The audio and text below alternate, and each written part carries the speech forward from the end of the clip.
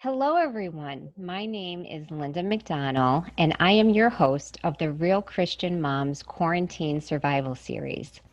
Today, it is my honor to introduce our expert guest speaker, Cassie Kitzmiller.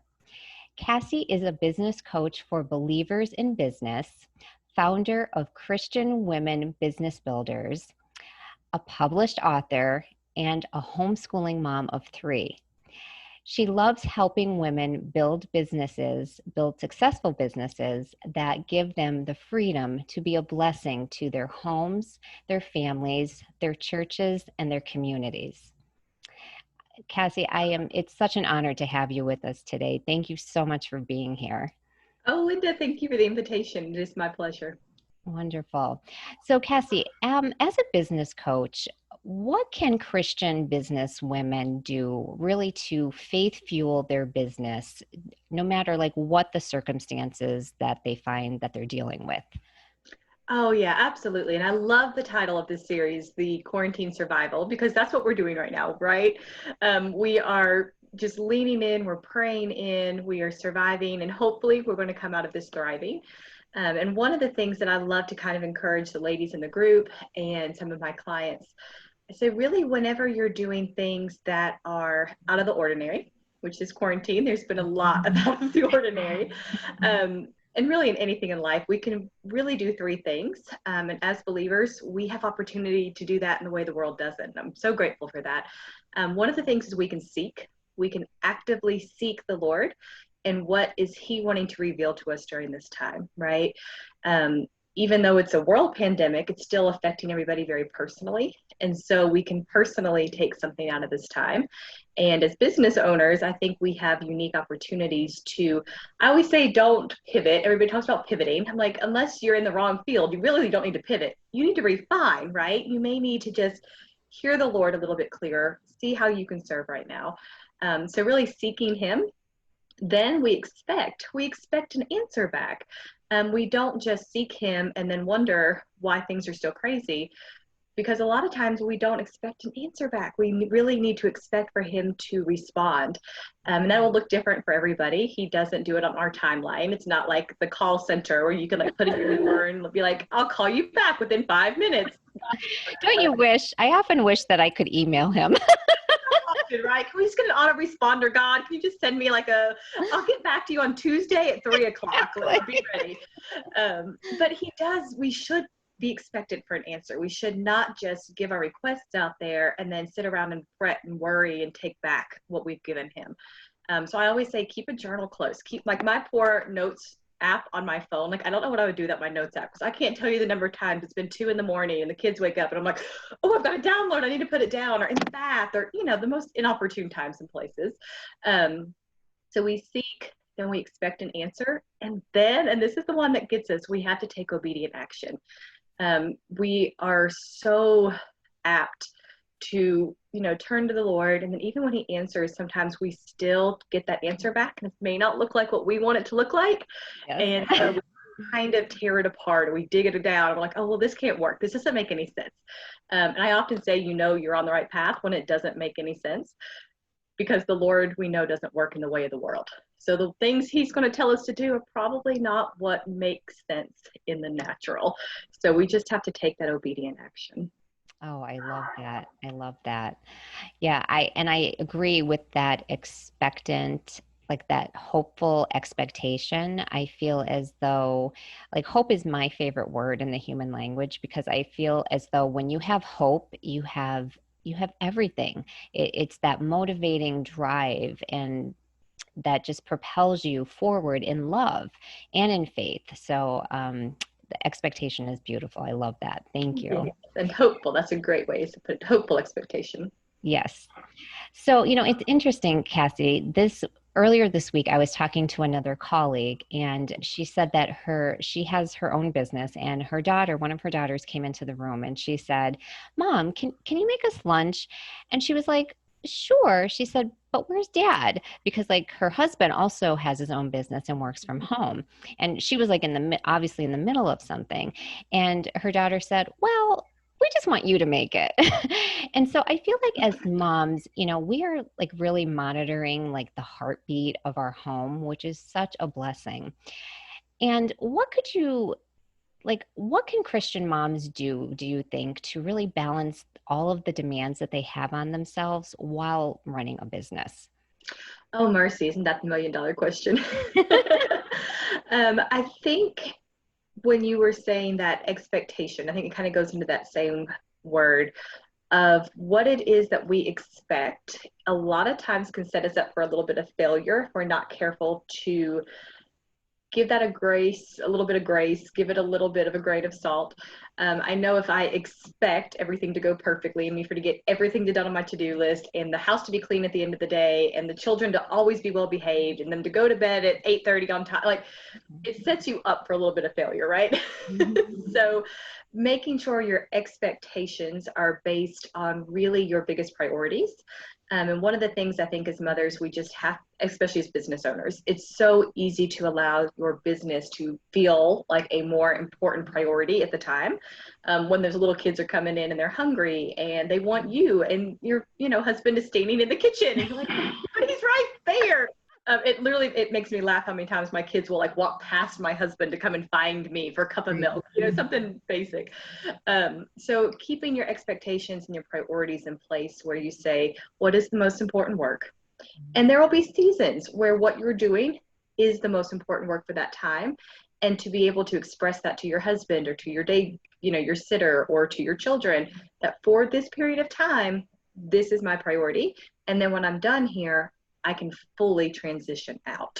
So keeping your priorities in place so that you're not trying to, we're told we can't keep anything above another. We have to, put what's most important first, and in life and in business.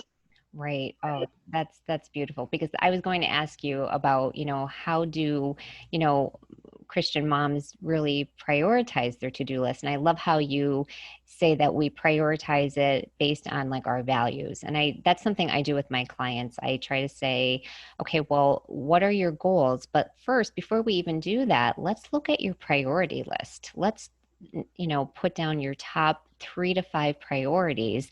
And then from there, we get a sense of your values. And from there, we can start crafting realistic goals. Because if our goals are out of alignment with our values and our priorities, like you said, that's really where I think we set ourselves up for just maybe a little bit, just a little more suffering, I guess, in a Well, it's way. always that internal strife, right? Yes. It's like we know what we hold valuable, but then we've told ourselves something else is our goal. It's more important. So there's like that battle. And when something comes, in playing, we don't know what to prioritize. It can feel like a real struggle internally. And I love that you said 3 to 5, because I grabbed this book right before we started when you were saying that. And it's The One Thing. Have you ever read this by Gary Keller and Jay Papasan? Oh, no, I haven't. I'll have to put that on my list. It's really good. It's all about prioritizing pretty much. And it kind of walks you through like discovering what's the most important thing. And they break it down into every day. You should have one thing that's the most important. And I kind of joke, and I said this on an interview a while ago with a gentleman who was the host. And I said, as men, they can do one thing really well, but women, we know we can handle more. So I say for women, 3 things. Really, 3 things a day need to have your utmost priority. And if you, put them in rank, if you get that one thing done in the morning, then you can move on to 2 and 3. If you don't get them all done, that's okay. You can put them on tomorrow's. But if you know those 3 every day, at least when you get that 5 minutes, when the kids are napping for 30 minutes, when you have, a little chunk of time after dinner and the house is quiet, you know exactly what you need to be focusing on. And 3 has really been for me a sweet spot. I'll get more done on the to-do list throughout the day, but that prioritizing 3 things a day, and it usually ends up being something business, something kind of family, and then usually something either personal or, taking care of a friend or doing something more ministry based. So Right. that's been really helpful in my personal life. Oh, that's wonderful. And like, do you have any tips or strategies for like maybe that work in your life for, filling your own cup back up, like with, all the demands that you have on yourself? Do you have any tips on how women can really prioritize like, their own self-care?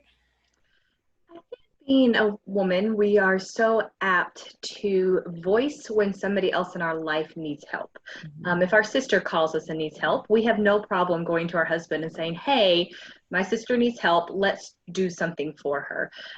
If a friend at church comes to you and says, "Hey, I'm really struggling in this," we have no problem going to our church friends and saying, "Hey, so and so is struggling. Let's join together and help her." As women, I think when we need help, though, we have a very hard time voicing that. We have a hard time giving ourselves permission to put that into words and even ask. So, one of the things I've really been working on, to be honest, this year is not just internalizing, "Hey, I need rest, I need time away." I'm an introvert. And so, this quarantine, as much as I've loved staying at home, it has involved my family of four very loud and active boys never leaving the house, right? Like my husband doesn't leave. My three children don't leave. So I've learned that even though they're my people and I love my people, I've had to voice my husband. This year for my birthday, I asked for a day away at a little local, inexpensive Airbnb. I was like, that's what I want. It's not that I don't love you guys. I adore you, but I need some time away to think, to pray, to sleep, right? Yes. So giving yourself permission to vocalize when you need help and not just keep it in your head, it opens the doors up for other people to bless you. If you need help picking kids up from childcare, don't stress over it. Voice it and ask. My husband's great at ideas. I've got girlfriends who are great at ideas. I've got women in my life who love me and are willing to help. But if I don't voice it, they never know. They don't get the opportunity to help. I love that. Yes. I remember years ago, I had a woman in a Bible study tell me when I was going through a very difficult time when our son was battling cancer. And I felt guilty that people, wanted to bring meals and they were offering to clean and just all these wonderful things. But I felt like I should be able to, I don't know why, I felt like I was burdening them. And I remember her telling me, she was such a wise woman. She said, Linda, don't be a blessing stealer. She said, how would you feel if one of your friends or one of your church members was going through a very difficult time and in your heart you just wanted to do something to bless them and they said no? And like it was in that moment that something like the switch, I understood something just clicked and I was like, oh, okay, I'm not burdening these people. It's actually they're giving. I'm accepting their gift. Like, if you have a birthday party or it's your birthday, you're not going to say no. You're not going to refuse your best friend's gift, right? Because that just would feel so strange. So that was a very, very big lesson in my life. And I think as moms and as business owners, it's the absolute core of why we started Christian Women Business Builders, because there's something that the devil lies to all of us that says you have to do it alone. You have to be independent, the self-made woman. You should be able to know how to do all of these things. And who are you if you don't? Right. And the Lord just really revealed that we truly are better together as the body of Christ. And when you show up and do what you do best, and you allow others to do what they do best, I say do more of what you do best and bless out the rest. Oh, Let somebody else show up in their strengths, right? I'm really good at a lot of things, but there's a lot of things I'm really bad at, like really bad at. And so why would I try to show up in something I'm just really bad at when there's somebody else that God has made to be an incredible good at whatever that thing is? And whether I pay them with my time, whether I pay them with a referral, whether I pay them with giving them an opportunity to work in exchange for a testimonial. There's so many ways that we can join together as believers and really bless each other and show up in our own strengths. But yet again, the devil's like, no, you have to play small. Who are you to accept that? Who are you to not be able to do it on your own? So I think there's, especially with the online, people like you that are doing these things that are gathering people together. I think there is truth that's breaking through some of those lies. We don't have to do it all ourselves. They say it takes a village to raise a child. A business takes a village too. We need our village. We need our people. absolutely. Absolutely. 100%. I agree. Yeah, we weren't made for isolation, right? I mean, I was just reading in the Bible today. I was just reading how I guess I was I was reading like a book, and then it was referencing the Bible, and he said how when God made Adam, he said that it was not good that he was alone. And that really was the impetus for, the rest of life, not doing it alone. Yeah. Right? We are not made to be good at all things. We're not made to do all things. We're not made to be that self-made man that, the idealists tell us we're supposed to be. Exactly. So Cassie, this is a little off topic in regard to business, but I just wanted to ask, since you are a homeschooling mom of 3, do you have any tips for those moms who might be starting homeschooling, for the first time, or for the rest of us moms who are going to be supporting our children virtually this year? Oh, that is a great question because I've got a couple of friends that I'm kind of helping and walking through this journey with. My biggest word of encouragement is if you are a believer, just to cover your kids in prayer, to trust the Lord to fill in the gaps where maybe they may be missing out on a little bit this year, and truly give yourself permission to teach your children in the way that they like to learn. I've got 2 that are actively in school now, and my third is in preschool. He's 3. So my eldest is very words. He loves words. He taught himself to read. Like I did not have to teach him. He was just very naturally into books. He loves the, visual language. And so for him, we supplement him with a lot of free reading. And we don't force it. We don't schedule it. We just let him free read. And he's incredible. Like he comes to us and like telling us all this stuff. And I'm like, I really didn't teach him any of that. I don't know anything that he's learning. So for him, giving him access to books and free reading is very beneficial. But when it comes to worksheets and detailed work, you have to sit right there with him because he's not going to do it on his own. His mind is off in la la land. With my second son, he's the exact opposite. So when you're learning to teach your children, if I had taught him the same way that, I was teaching my first one, we really have issues. He needs a lot more help with the word recognition, with letter recognition, with, just how to kind of structure the language. But to give him a worksheet, he begs for worksheets. He loves to sit down with the worksheet and fill it out.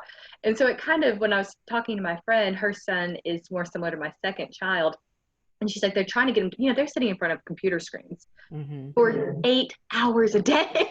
I Like these know. poor kids. Oh my goodness. So I was like, honey, you've got to get him up. You've got to get him moving. You've got to give him opportunity in between classes, if they get little breaks, to let him go and free play and then come back. Because he's going to be really good sitting there and doing worksheets, but he's not going to want to do anything else outside of that time. So just encouragement to mamas, pray over it. Give yourself permission to teach a little bit to the way your child naturally shows up, and trust the Lord to fill in the rest. I mean, he's so good to supplement, to bring people into our lives that we need, to bring studies in. There's so many fun free resources online. There's some incredible groups out there for homeschooling that have popped up, well before this, but after this as well. So again, don't do it alone. Connect with the community. Find another homeschooling mom that's done it. We've got a couple of groups here that are actually small groups of moms that are getting their kids together to co-learn in the school, streaming. So pray over it and be creative because Thank you. Yeah, it's a lot. it's a lot for a lot of moms. It really, I mean, and dads too, families, but it's hard for a lot of people who said, I did not sign up for homeschooling, right? Right. Homeschooling is a big decision to pray over and to decide for your family. And a lot of people have not had that opportunity to get to that point yet. Absolutely. I agree. So, would you like to share about your free gift that you have for our listeners today? Yeah, absolutely. So any woman in business, if you would like to check out our free networking group, you can go to christianwomenbusinessbuilders.com and click join now. It'll have the link that you can join our free library of resources, and it'll also give you a link to join the Facebook group, so you can find us on Facebook. And if you are looking for a little bit more, I don't want to say high end, but a little bit more like how to instead of more the community, you can go to sixfigureoffer.com, and that's actually where we give you the exact, like it is the exact template that we walk our faith-based women through in our coaching program.